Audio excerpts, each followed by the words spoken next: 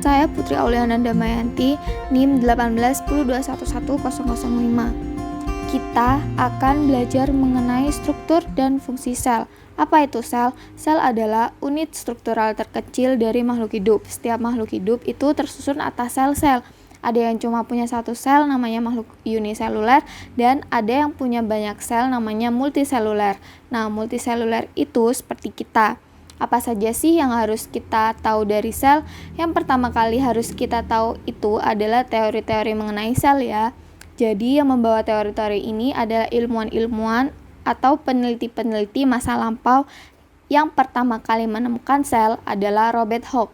Robert Hooke ini mengamati sayatan gabus. Gabus itu adalah batang kayu yang sudah mati pada masa lampau yang digunakan sebagai penutup botol. Nah, sayatan gabus itulah yang diamati di bawah mikroskop sederhana dan dia ditemukan adanya ruangan-ruangan kecil yang dibatasi oleh dinding sel. Nah, kenapa ada dinding? Karena itu adalah kayu, berarti sel tumbuhan. Nah, sel tumbuhan itu ada dinding selnya. Setelah Robert Hooke, banyak ilmuwan-ilmuwan lain seperti Rudolf Virchow, Max Kuth, Johannes Purkins, Theodor Schwann, Matthias Seidel, Felix Dujardin, Robert Brown, sampai Watson and Crick. Ini sekarang kita lihat ada dua gambar sel. Apa perbedaan yang mencolok? Perbedaan yang mencolok adalah kalau tumbuhan bentuknya kotak dan kaku karena adanya dinding sel yang tersusun atas selulosa.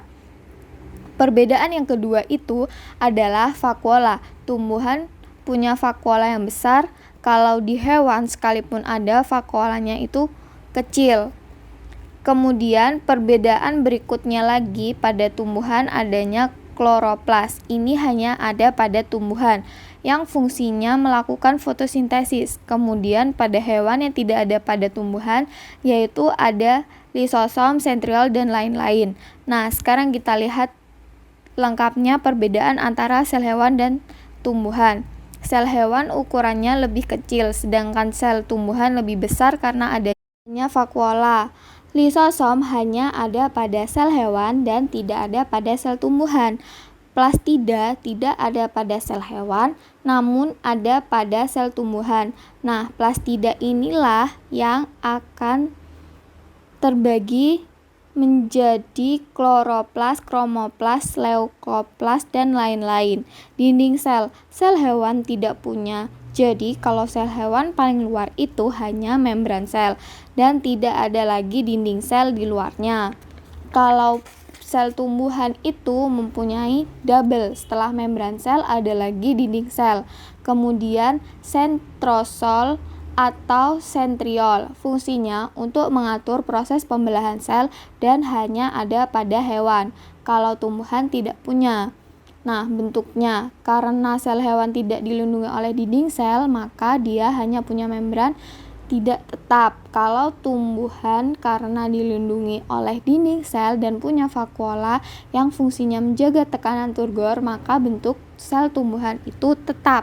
Vakuola tidak ada pada hewan, sekalipun ada ukurannya itu kecil. Pada tumbuhan ada dan besar. Fungsinya untuk menjaga tekanan turgor. Tekanan turgor itu adalah tekanan yang muncul karena masuknya air. Oke, itu tadi perbedaan sel hewan dan sel tumbuhan. Sekarang kita lihat perbedaan antara sel prokariotik dan sel eukariotik. Yang termasuk sel prokariotik itu yaitu bakteri. Nah, semua yang bakteri itu termasuk ke dalam kingdom Monera.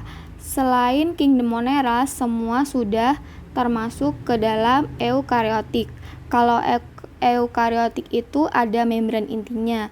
Jadi materi intinya betul-betul terpisah dari sitoplasma. Sementara kalau prokariotik tidak ada membran inti, sehingga membran intinya bercampur dengan sitoplasma.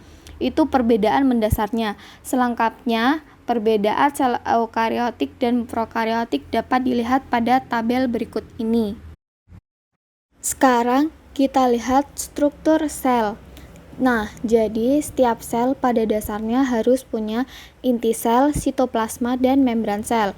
Harus punya membran sel walaupun dia tidak punya dinding sel, tidak punya kapsul, tidak punya penutup lainnya. Yang penting punya membran sel untuk melindungi materi-materi di dalamnya.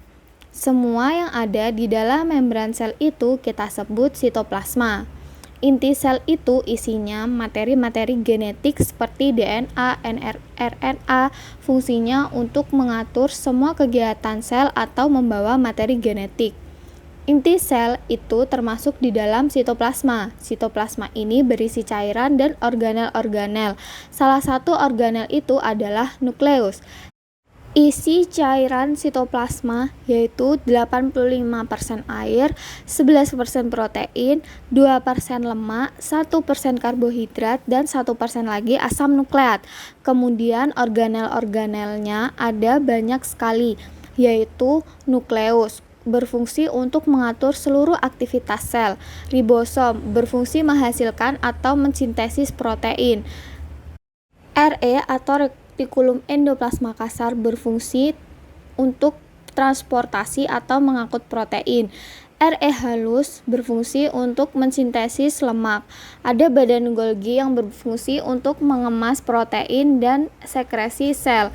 Mitokondria berfungsi mengoksidasi atau respirasi sel dan pembentukan energi. Karena mitokondria menghasilkan energi, maka mitokondria sering dijuluki sebagai the powerhouse. Lisosom yang hanya ada pada hewan, fungsinya adalah pencernaan intrasel atau menghancurkan zat-zat yang tidak baik untuk sel. Jadi kalau ada zat-zat atau benda-benda yang berbahaya masuk, dia akan menghasilkan enzim hidrolitik untuk menghancurkan zat-zat tersebut. Proses penghancurannya pakai enzim hidrolitik bisa melalui peristiwa endositosis maupun eksositosis. Selanjutnya, sentriol berperan dalam proses pembelahan sel yang hanya terdapat pada hewan. Mikrotubulus mengatur pergerakan sel atau jadi sel itu bisa bergerak walaupun hanya sedikit. Vakuola menjaga dan mempertahankan tekanan turgor sel. Karena setiap kali ada air yang masuk, itu akan membuat tekanan turgor sel naik. Supaya tekanan tidak terlalu tinggi, ada vakuola yang menjaga tekanan turgor sel tumbuhan. Plastida untuk proses fotosintesis, sintesis lipid, dan lain-lain. Plastida terbagi menjadi kloroplas yang mengandung klorofil, kromoplas mengandung pigmen, dan leukoplas tidak memiliki pigmen.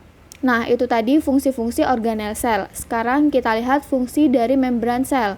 Membran sel itu adanya paling luar. Jadi fungsinya yang pertama, proteksi, melindungi bagian dalam sel yang dilakukan oleh lipid. Yang kedua, transportasi, pertukaran atau keluar masuknya zat yang dilakukan oleh protein di dalam membran. Dan yang terakhir, reseptor, penerima rangsang. Jadi yang berfungsi menerima rangsang yaitu glikoprotein dan glikolipid. Jadi penyusun membran sel itu macam-macam, ada fosfolipid, ada protein, dan karbohidrat yang fungsinya berbeda-beda, jadi sangat kompleks, sehingga membran sel bersifat selektif permeabel, artinya dia bisa menyeleksi zat-zat manakah yang boleh masuk ke dalam sel dan manakah yang harus keluar dari sel. Sekian pembahasan materi, struktur, dan fungsi sel. Semoga bermanfaat.